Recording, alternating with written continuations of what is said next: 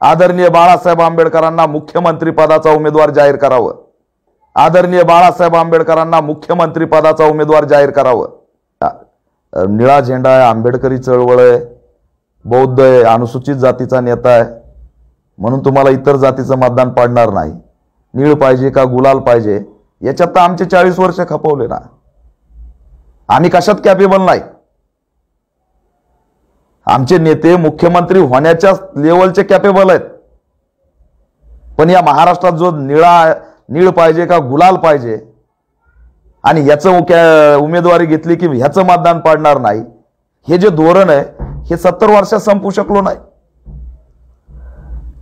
लोकशाहीमध्ये असं चालतं का?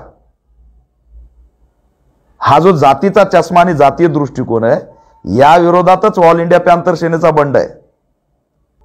पण या ठिकाणी हिम्मत असेल तर महाविकास आघाडीने आदरणीय बाळासाहेब आंबेडकरांना मुख्यमंत्री पदाचा उमेदवार जाहीर करावं। करा, काय फरक पडतो? महाराष्ट्राला बौद्ध मुख्यमंत्री नकोय का? शेतकऱ्यांचा, बहुजनांचा, ओबीसींचा अनेक विचार मांडणारे मुख्यमंत्री नकोय?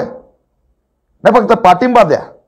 तुमचा पाठिंबा पाहिजे, तुमची सभा पाहिजे, पण आमची उमेदवारी नकोय, आम्ही मुख्यमंत्री नकोय। हे धोरणाच्या विरोधातच ऑल इंडिया पॅंथर सेनेचा बंड आहे। हे जातीचे चष्मे आम्हाला फोडायचेत, हा जातीय दृष्टिकोन आम्हाला मोडीत काढायचा आहे। समता प्रस्थापित करायची असेल तर हे जातीय दृष्टिकोन उद्ध्वस्त करावे लागतील, तरच या ठिकाणी राजकीय क्रांती येईल, सामाजिक क्रांती येईल। का या राज्यात शांतता ठेवायची असेल तर पूज्य बाबासाहेब आंबेडकरांचे वंशज आमचे प्रकाश आंबेडकरलाच आता मुख्यमंत्री केलं पाहिजे। म्हणजे या देशामध्ये खऱ्या अर्थानं खरा न्याय ज्यांनी घटना दिली आमच्या देशाला त्याच्यावर आम्ही कम से कम तेवढं तरी आपण केलं पाहिजे। अशा पद्धतीनं समोर जायला काय हरकत आहे? काही हरकत नाही। मला वाटतं हे तेव्हा शांत राहील सगळं।